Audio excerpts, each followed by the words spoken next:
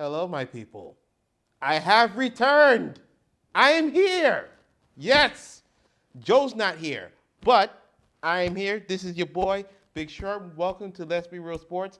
I'm excited. I'm happy today to be here.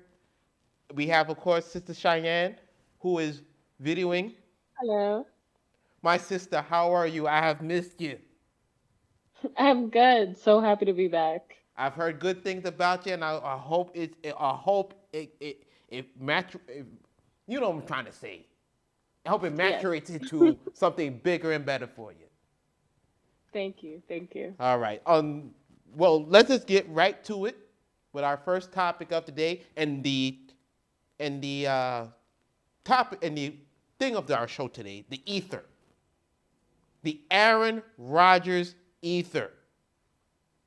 I wish you could play the music, but I don't want to get sued. I don't want to get producer Of man course. sued. But Sister Cheyenne, before I begin, what are your thoughts on what's going on in Green Bay with the whole Aaron Rodgers ether? I think what's going on in Green Bay is something that should have happened a long time ago.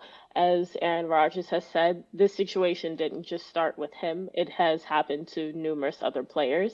But I think a problem in the NFL community is a lot of players are afraid to speak out against issues within their own franchise and within the entire NFL brand. Mm-hmm.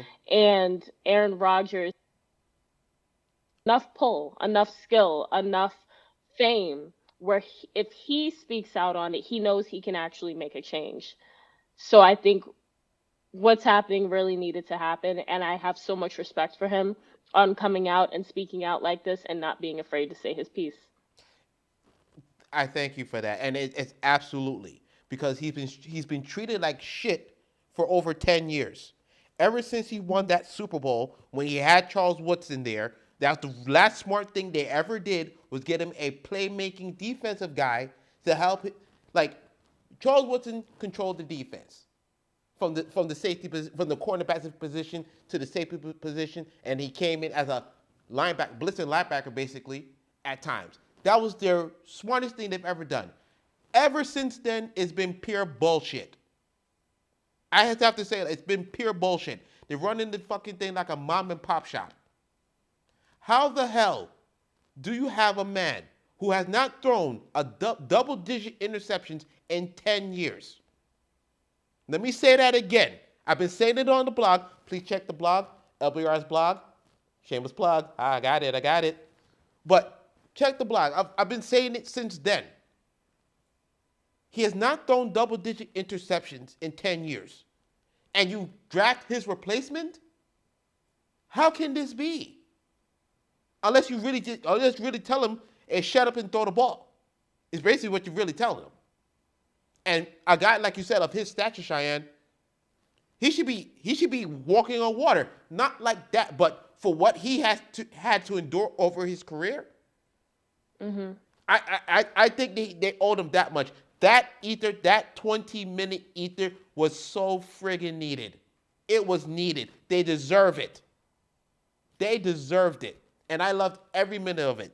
I like the fact that he defended Charles Woodson, Jordy Nelson, Randall Cobb, all these guys who are not treated well when he left, and that's very much true because we all know that. Right? We know Jordy was slow, but hell, he was there. He helped y'all win. Where's his respect? Yeah. And I love that he did that. And then going to management, when he has suggestions, and Aaron Rodgers has a very high football IQ, you mean to tell me, oh, you just shoo him away like he's a piece of garbage? I'm sorry if he's not Tom Brady with his slick back hair and all this shit. Who gives a fuck? He's not the American Golden Boy, but the thing is, he's still Aaron Rodgers. And the beautiful thing about it is when he walked away, Green Bay realized just how badly they need him. It isn't as simple as we'll just get another one. It isn't as simple as like it's fine, there are other Aaron Rodgers out there. There aren't. What Aaron Rodgers brought to this team is very rare and it's very important, it's very special, and it's what brings championships. And they needed consequences in order to acknowledge that because too many players have let them get away with disrespecting them and basically just doing whatever they want. because they own the franchise and they're able to do whatever they want because everyone wants to be an NFL player so bad that they'll settle for the disrespect. But Aaron Rodgers doesn't have to do that because he is Aaron Rodgers. You know how many teams would take Aaron Rodgers if given half the chance? And the Green Bay was just like, "Oh, it's fine. Like, we'll just do whatever." You can't do that. And now Aaron Rodgers is like, not only am I not standing for it, I'm retiring. Like I'm out of it. I'm not doing this anymore. And I respect that wholeheartedly. Because they sat there and they had to give up everything. They basically gave the man control of the whole goddamn team now. If he says, I want this guy, you better get him that guy, or he going to cause hell. And he can just say, listen, I want to be traded. All those concessions were on you, Green Bay, because you try to run this thing like a mom and pop shop. Jordan Love is not even ready to play. And you try to, listen, lightning doesn't strike twice usually. It happened for the Colts when they got Peyton Manning, and then they transitioned to Andrew Luck. Well, not really transition, but they fired Peyton Manning because they said, yo, you're no good, no more. And then he won the Super Bowl. He went to 2 Super Bowls and won 1. And then you got Andrew Luck, who basically ruined his career. And now they have an offensive line, and he's not even there. With Green Bay, you had Brett Favre. They drafted Aaron Rodgers. Yeah, they drafted Aaron Rodgers, but we saw it happen. We knew what was going to happen. And then Aaron Rodgers just took off and boom.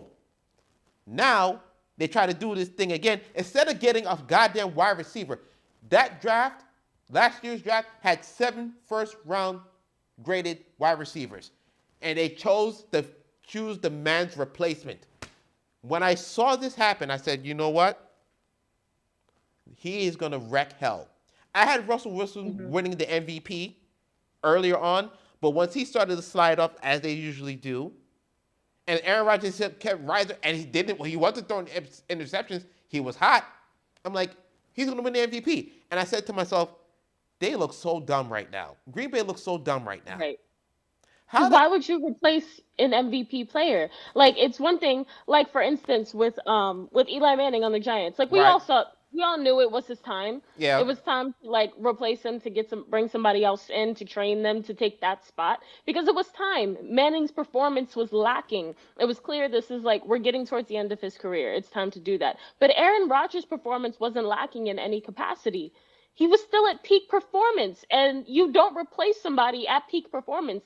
You don't even consider replacing somebody at peak performance. You give them the respect of at least falling off a little bit, and then being like, hey, maybe age is coming in, maybe it is towards the end of your career, maybe nature has run its course. You have to give them the respect of giving them that time. You don't get to just come in and be like, you know what? We've decided we're going to replace you no matter what you're doing, no matter the fact that we watch you come on this field and work your butt off every time, bring us wins every time. We're just going to bring in your replacement right now in front of your face and ignore the fact that we would benefit much more highly from drafting wide receivers, from pairing you with people that can actually like catch the pass, that can actually run the touchdown, that can actually complete the job. Instead of giving you support, we're just whole gonna replace you. And look at how well that's going for them.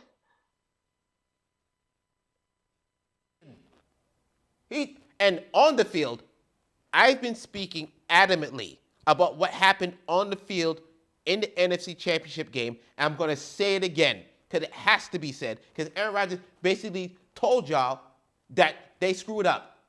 How in the flying fuck do you sit there and go and kick a field goal on 4th down when your defense and Kevin King were getting burnt and toasted and torched the whole game? How? You have no nuts. Your coach had no nuts. Your coach had no nuts. And you trusted Kevin King, who is still on the team. Hey, y'all must like him. That's okay. But he cost y'all the game, basically. Aaron Rodgers threw 3 touchdowns. He had over 300 yards. He matched Brady. What the hell are y'all talking about? You know, Cheyenne, let me tell you something. Every fucking day, and I'm cursing a lot. I haven't been there in a while, so I'm trying to get my juices back. I'll slow it down eventually. Every goddamn day, I see people talk about, oh, Aaron Rodgers is prima donna. Aaron Rodgers is KD. Shut the hell up. The man hasn't thrown 10 interceptions since his third year in the league, which is his first year starting. He's been the MVP twice. He's been the MVP twice, 3 times now. He's won a Super Bowl. And in the course of all this, you couldn't get this man weapons at the wide receiver position. Everybody keeps talking about MVS, and everybody knows his name. Montel Valdez-Scantling. Runs a 4.3. Can't catch a fucking lick. The other wide receiver they have, I forget his name. He can't get off the press. Only Devontae Adams can get off the press. It can't work. And I love what they've done. I love what Aaron Rodgers has done. Now the team is galvanized towards him, and their thing is now, after all this is done, hey, he says this is the last dance. We got 1 year to do this. Let's make it happen. That's all they got left. 1 year to go. After that, even if I win the Super Bowl, I still might leave. It'd be kind of crazy to leave after you win the Super Bowl, but if he don't get to the Super Bowl, he gone. And it wouldn't be on him, because I know he's going to play well. Now, with that being said, and let me get myself to calm down a little bit, we're going to move on to the next topic. Apparently, well, not apparently, what went down on the draft Thursday night with the trade of Russell Westbrook to the Lakers, they've pulled off once again, the Lakers have once again pulled off a lopsided trade that the NBA accepted. I'm not surprised, and I always say CP3 couldn't get the trade to go with Kobe and Powell. We just giving LeBron everything now, just like Charles Barkley said, he wants every goddamn body. And I'm just not hating about it. We're literally watching it. Like, the NBA is idolizing LeBron right now. Like, LeBron literally is just doing whatever. I shouldn't say for what, because he is the star of the league. He is the star of the league. Whether we like it or not, he is the star of the league. That's always been my problem with basketball, though. Like, it seems like you get one good player, and all attention, all focus goes onto that one good player. So then you have these teams that aren't well-balanced, aren't well-rounded, because we're all banking on this one player to take us to stardom. And then we look up, and we don't have wins. It's not a successful strategy. If we just, we have one good player that's going to make the shots and take us home, where's your defense? Where's your offense? Where's the rest of your team? You have to think well-rounded. You can't think one guy. Now, let me explain that right there. Giannis Antetokounmpo, Dirk Nowitzki, Tim Duncan, the greatest power forward in the history of the league. Those 3 guys I look at, because I've seen them recently, sit there and be the one guy to make his whole team better. It's not just the talent. It's that can you carry your team? Can you pull your... Now, Dirk did it a different way. Dirk wasn't a rah-rah guy. Tim wasn't a rah-rah guy. They led by example on the court. Watch what I do and follow suit. That's all you got to do. With LeBron, I don't know. Now, like I said before, in Cleveland, he didn't get what he wanted because no one was coming to Cleveland. Like, come on. I've been to Middle America. Okay? I've said this many a time. There's not a lot to do out there. Let's keep it real. Let's be real. But if you want to win the championship, yeah, you would go to LeBron, but no one was coming there. That's why he jetted to South Beach. He jetted south because this shit is too hard, man. I need some real help. And he had 2 of the top 10, 15, 20 players per se to play with him. And he won his chips. And he got his respect. No. He didn't get his respect because everybody says those are trash rings. And I say, if his rings are trash, KD's rings are trash. You can't be nitpicking. You feel me? So with that, one player can make it happen. One player can make it happen. It takes a special type of player to make it happen. A very talented special player. Giannis Antetokounmpo, very special. 2 MVPs, Defensive Player of the Year, Most Improved Player, Finals MVP. He's already made his career already. His career is damn near set. All he has to do is keep winning championships, get the numbers, and who knows where he can go. So a star can do it, but it takes a special star. But also, of course, like you said, it takes a team. The team has to buy into the star. And the team brought it to They knew what they had. They just had to get the pieces around it to make it work. And now, what I'm saying now with LA, in LA's case, now they get Russell Westbrook.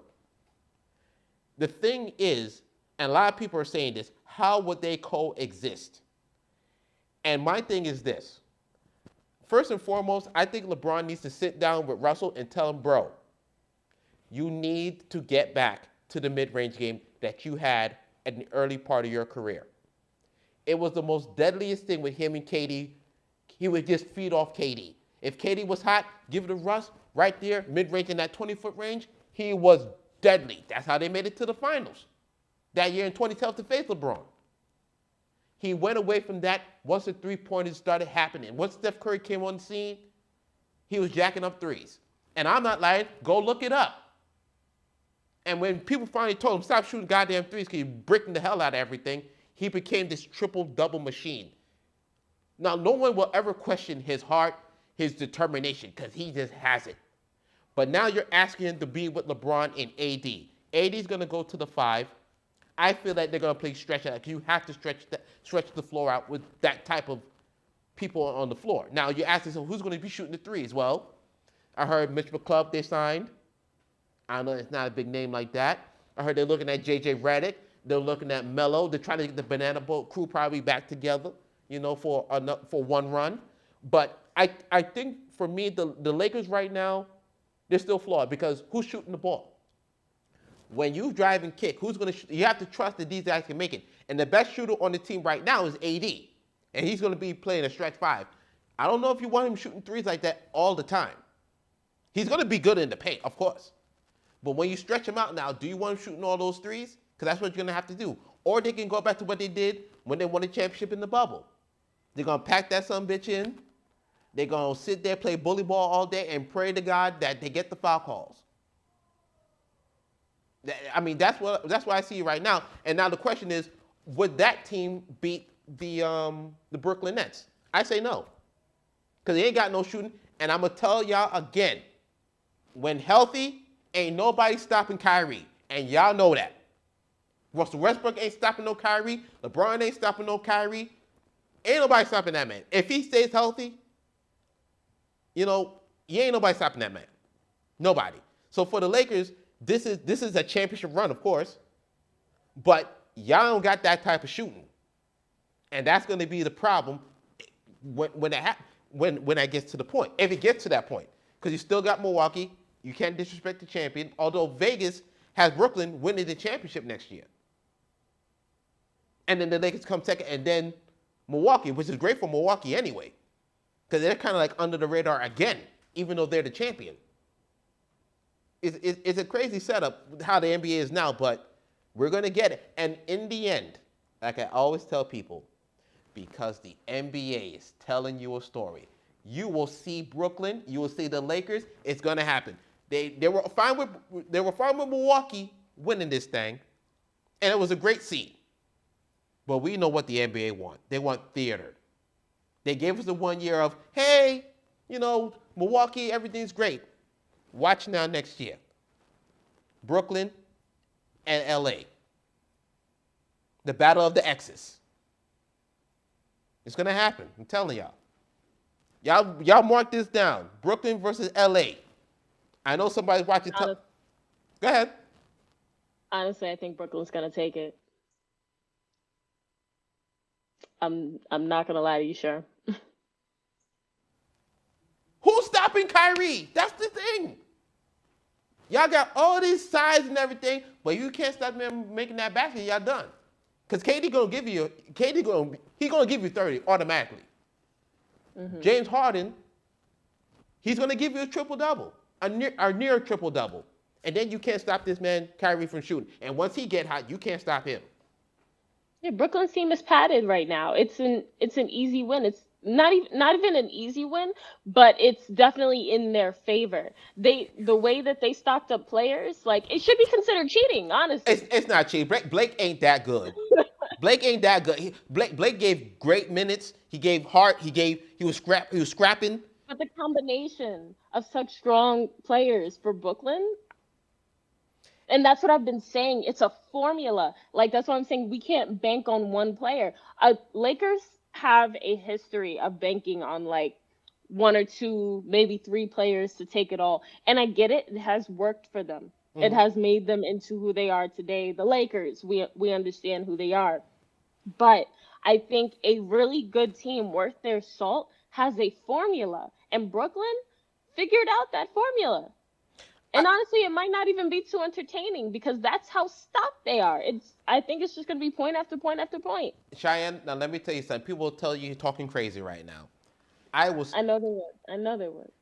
I will say the Lakers would have a shot, but what they're gonna have to do, I can't see them doing because somebody has to corral Kyrie, somebody has to corral KD. Someone when all three of those guys are on, you can't stop them. And KD's big ass foot was 1 foot away from knocking out Giannis, basically. He was 1 foot away. He had size 22, he should have been size 20. Hey, it happened. Listen, I lost $100 off this shit. I was heartbroken. Okay? I felt bad. I felt bad for KD. Shoot. I felt bad for me. Shit. I had to give up money. But that's why they call it betting. That's why they call it betting. So we're going to move on from this topic now. And for our last topic is a very serious topic.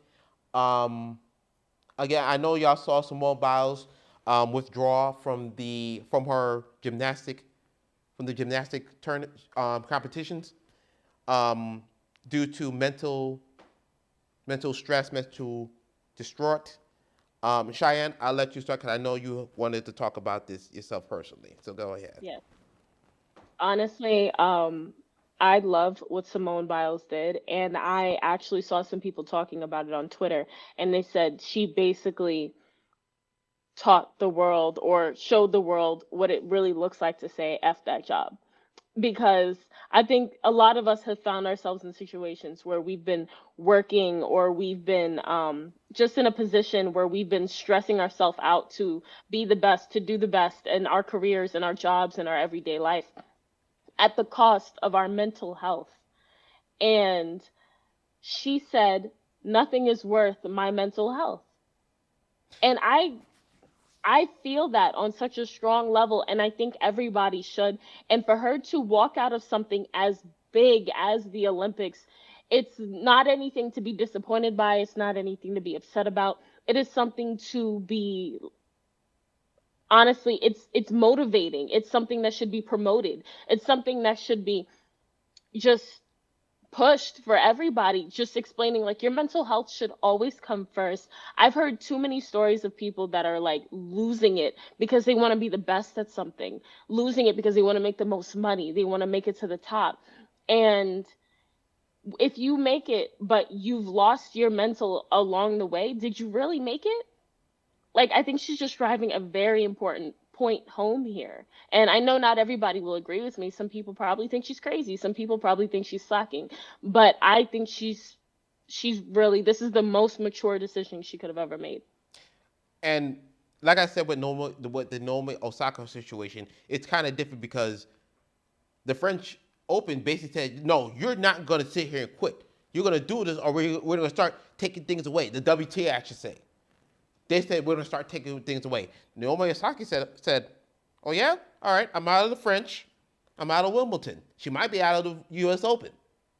But those two, the first two I mentioned, French, Wimbledon, didn't do no numbers. When she was not there, they did no numbers. I didn't even know who was playing. I just watched SportsCenter after and said, oh, that happened? Okay. Mental health is a very serious thing. Now, people will say, oh, she didn't want to deal with the rules. She didn't want to deal. Stop it. Stop it. You don't know what's going on in that girl's mind. And then also, we're dealing with a pandemic.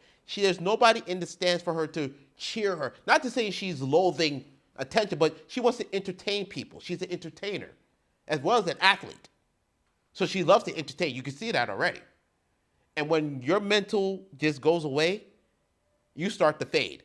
Now, they showed something in her at practice where she was not hitting her dismounts or anything of the kind. And it kind of, it was like, it said it kind of shook her a little bit. Because now if you go out there to the competition, Oh, she might do it. She might end up failing. Might feel away. Well, some people will say, "Oh, she's just scared she's gonna lose." That could be, but we don't know for sure. We already call her the GOAT. She done won Right. all these medals already.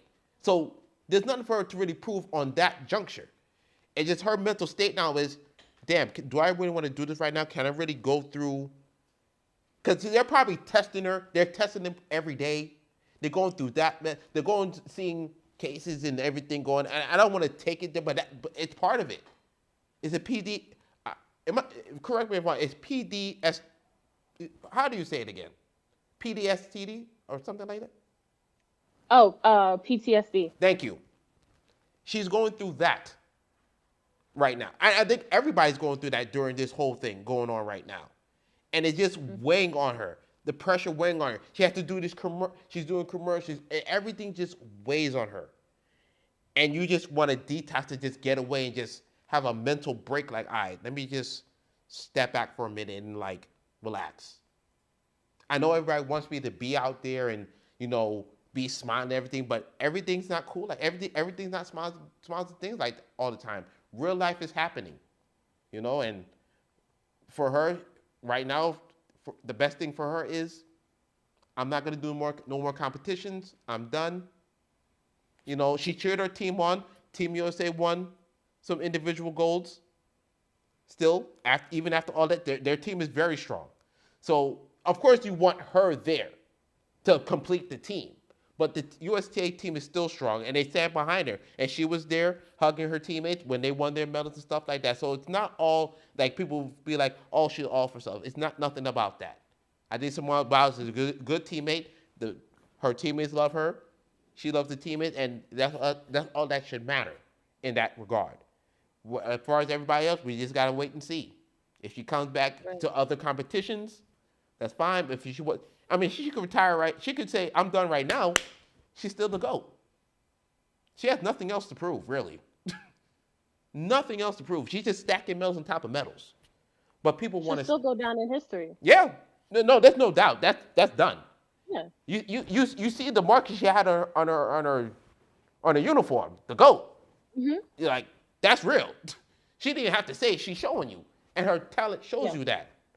We just hope that she gets back the spirit, that fire again, to come back. But if she doesn't, listen, we understand. Take your time.